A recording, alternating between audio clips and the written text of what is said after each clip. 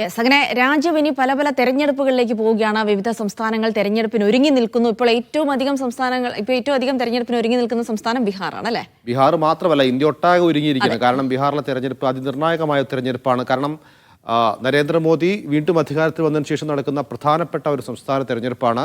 അവിടെ വളരെയധികം വലിയ വിഷയങ്ങൾ ചർച്ചയായി വന്നിട്ടുണ്ട്. പ്രത്യേകിച്ചും വോട്ട് ചോരി അടക്കമുള്ള വലിയ വിഷയങ്ങൾ രാഹുൽ ഗാന്ധി ഉയർത്തിയതിനു ശേഷം നടക്കുന്ന ഒരു തെരഞ്ഞെടുപ്പാണ്. അവിടെ രാഹുൽ ഗാന്ധി വലിയ യാത്ര സംസ്ഥാനം ഒട്ടാകെ നടത്തുകയും ചെയ്തിരുന്നു. അപ്പോൾ ഈ വോട്ട് ചോരിയൊക്കെ സജീവമായി നിൽക്കുമ്പോൾ ഇനിയിപ്പോൾ തെരഞ്ഞെടുപ്പിലേക്ക് അടുക്കുമ്പോൾ സ്വാഭാവികമായിട്ടും അവിടെ സ്ഥാനാർത്ഥി നിർണയ ചർച്ചകളാണ്. ഇതൊക്കെ വേഗത്തിലാക്കിയിരിക്കുകയാണ് എല്ലാ മുന്നണികളും.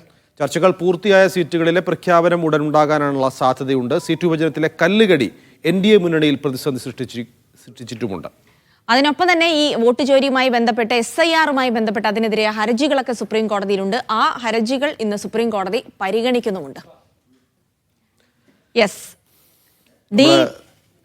ധനസുമോദ് തന്നെയാണ് വിവരങ്ങൾ നൽകാനുള്ളത്. യെസ്, ധനസുമോദ്, അങ്ങനെ ബീഹാർ തെരഞ്ഞെടുപ്പ് തീയതിയൊക്കെ പ്രഖ്യാപിച്ചു. ഇനിയിപ്പോൾ അതിവേഗത്തിൽ സ്ഥാനാർത്ഥി നിർണയ ചർച്ചകളൊക്കെ ആയിട്ട് മുന്നോട്ട് പോകണം. സ്വാഭാവികമായിട്ടും സ്ഥാനാർത്ഥി നിർണയം ചർച്ച എന്ന് പറയുമ്പോൾ ബീഹാർ പോലെയുള്ള ഒരു സംസ്ഥാനത്ത് അതത്ര എളുപ്പമല്ല. പലതരത്തിലുള്ള സമവാക്യങ്ങളൊക്കെ നോക്കണം. പ്രത്യേകിച്ച് മുന്നണികൾക്കൊക്കെ ഇതിനകത്ത് പ്രശ്നമുണ്ട്. NDA ഉടനെ നിലവിൽ തന്നെ ആ കല്ലുകടികളൊക്കെ ഉണ്ടായപ്പോൾ ഇനിയിപ്പോൾ ഈ സ്ഥാനാർത്ഥി നിർണയ ചർച്ചകളൊക്കെ അതിവേഗത്തിൽ നടക്കുന്ന സമയം കൂടിയാണ്. അപ്പോൾ ബീഹാർ തെരഞ്ഞെടുപ്പിന് ഒരുങ്ങുമ്പോൾ ഇപ്പോൾ നിലവിൽ എന്തൊക്കെയാണ് അവിടെ ഏറ്റവും പ്രധാനമായ രാഷ്ട്രീയ വിഷയങ്ങൾ? സ്ഥാനാർത്ഥി നിർണയ ചർച്ചകൾ എങ്ങനെ പുരോഗമിക്കുന്നു? ഈ സഖ്യങ്ങളിലൊക്കെ മാറ്റമുണ്ടാകാനുള്ള സാധ്യതയൊക്കെ ഉണ്ടോ അവിടെ?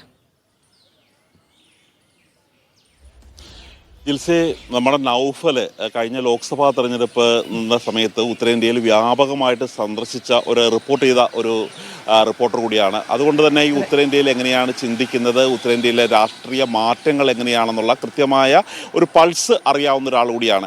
ഇപ്പോൾ ബീഹാറിൽ നേരിടുന്ന ഏറ്റവും വലിയ പ്രശ്നം രണ്ട് മുന്നണിക്കും ഒരേപോലെ സാധ്യതയും ഒരേപോലെ ദൗർബല്യവും ഉണ്ട് എന്നുള്ളത് തന്നെയാണ്. കാര്യം ഇപ്പോൾ NDA മുന്നണിയിലാണെങ്കിൽ ഏറ്റവും വലിയ ഒറ്റക്കക്ഷി എന്നുള്ളത് BJP തന്നെയാണ്. 75 സീറ്റാണ് അവർക്കുള്ളത്. അതേസമയം 43 സീറ്റ് മാത്രം ആണ് കഴിഞ്ഞ തവണ JDUവിന് നേടാൻ കഴിഞ്ഞത്. അവരുടെയാണ് മുഖ്യമന്ത്രി ആയിട്ടുള്ളത്. വീണ്ടും മുഖ്യമന്ത്രി സ്ഥാനാർത്ഥിയായിട്ട് നിതീഷ് കുമാറിനെ തന്നെയാണ് വെക്കുന്നത്. പക്ഷേ BJP അവിടെ വലിയ പടലപ്പടക്കമുണ്ട്. ഇങ്ങനെ ഒരു ചെറിയ സീറ്റ് മാത്രമുള്ള ആളെ വീണ്ടും മുഖ്യമന്ത്രിയായിട്ട് ഈ 20 വർഷം 2 പതിറ്റാണ്ട് അദ്ദേഹം മുഖ്യമന്ത്രിയായിട്ട് ചെറിയ ഇടവേള മാറ്റി നിർത്തിയാൽ ഉണ്ടായിട്ടുണ്ട്. അതുകൊണ്ട് ഇതിലൊരു മാറ്റം വരണം എന്നാണ് പറയുന്നത്. പക്ഷേ നരേന്ദ്രമോദി സർക്കാരിനെ താങ്ങി നിർത്തുന്നത് JDU ആണ്. അതുകൊണ്ട് ആ തരത്തിലുള്ള റിസ്ക് എടുക്കാൻ അവർ തയ്യാറാവില്ല. പക്ഷേങ്കിലും ആ തരത്തിലുള്ള ഒരു ചർച്ചകൾ തന്നെയാണ് ഇപ്പോൾ മുന്നോട്ട് പോകുന്നത്. കൂടുതൽ സീറ്റുകൾ മത്സരിക്കാൻ വേണ്ടിയുള്ള ഒരു താല്പര്യം തന്നെയാണ് അറിയിച്ചിരിക്കുന്നത്. കാര്യം ഏറ്റവും കൂടുതൽ സീറ്റുകളിൽ മത്സരിക്കുകയും ഏറ്റവും കൂടുതൽ സീറ്റുകൾ വിജയിക്കുകയും ചെയ്തത് വിജയ സാധ്യത അതിൻ്റെ ശതമാനം BJPക്കായിരുന്നു. അതുകൊണ്ട് ആ തരത്തിലുള്ള ഒരു സീറ്റ് ഷെയറിംഗ് വേണം എന്നുള്ള ആവശ്യം തന്നെയാണ് ഉണ്ടാകുന്നത്. ഇന്ന് നമ്മൾ ഇന്ത്യ സഖ്യത്തിലേക്ക് പോവുകയാണെങ്കിൽ ഇന്ത്യ സഖ്യം തേജസ്വി യാദവ് അടുത്ത പ്രധാനമന്ത്രി സ്ഥാനാർത്ഥിയായി രാഹുൽ ഗാന്ധിയെ ഇതിനകം തന്നെ പ്രഖ്യാപിച്ചു കഴിഞ്ഞു. പക്ഷേ കോൺഗ്രസ് ഇതുവരെ മുഖ്യമന്ത്രി സ്ഥാനാർത്ഥി ആരാണ് എന്നുള്ളൊരു കാര്യം ഔദ്യോഗികമായിട്ട് പ്രഖ്യാപിച്ചിട്ടില്ല. ഇന്നലെ ഈ തെരഞ്ഞെടുപ്പ് പ്രഖ്യാപനത്തിന് ശേഷം തേജസ്വി യാദവ് പറഞ്ഞിരിക്കുന്നത് ഇനിയൊരു ഗർജിക്കുന്ന ഒരു സിംഹത്തിനെയാണ് ഇനിയൊരു മുഖ്യമന്ത്രിയായി വേണ്ടത് എന്നാണ്. കാര്യം ഈ നിതീഷ് കുമാർ നിരന്തരം ഡൽഹിയിൽ വരുമ്പോൾ പോലും അദ്ദേഹം ഡോക്ടറുമായിട്ടാണ് വരാറുള്ളത്. അദ്ദേഹം നിരന്തരം രോഗബാധിതനായ ഒരു മനുഷ്യൻ കൂടിയാണ്.